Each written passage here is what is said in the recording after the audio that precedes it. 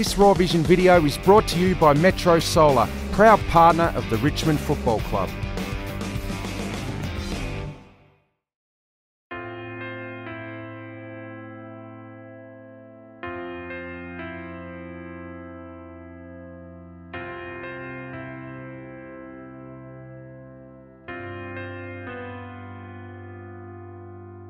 Matt, thanks for joining us at Etihad Stadium down here at the Draft Combine.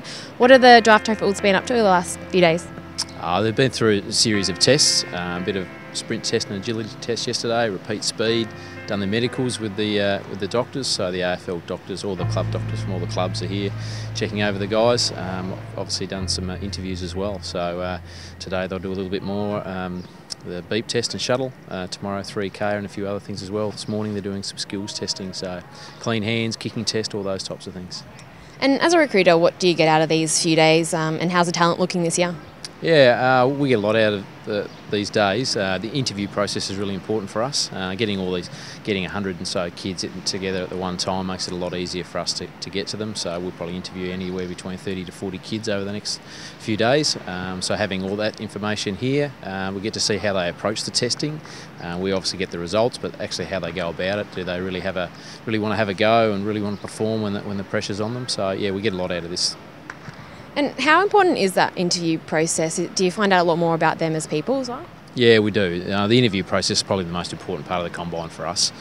We've sent out surveys to probably 100 kids through the year, so they've answered a lot of the questions, and then we go over that sort of data and come to the combine prepared with some questions to ask the kids about their families, how they're going to survive if they need to move interstate.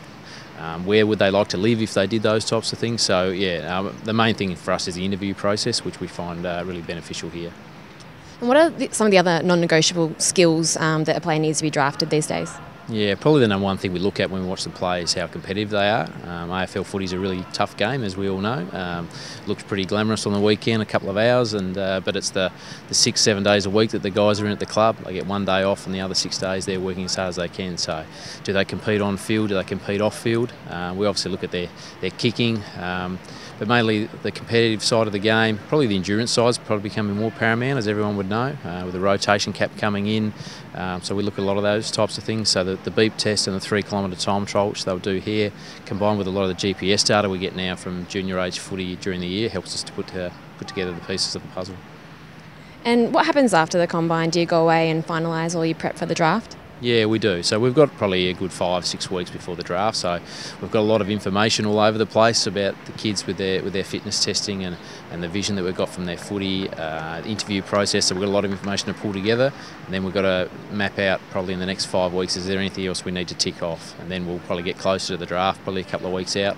We'll go away for probably 3 or 4 days, lock ourselves down and come up with some sort of draft order as to what we want to pick.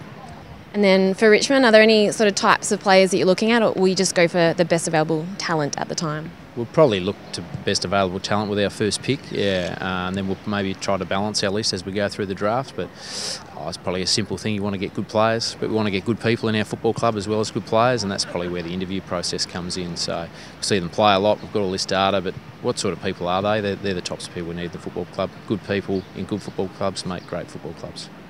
Well, good luck with the rest of the process. No worries, my pleasure.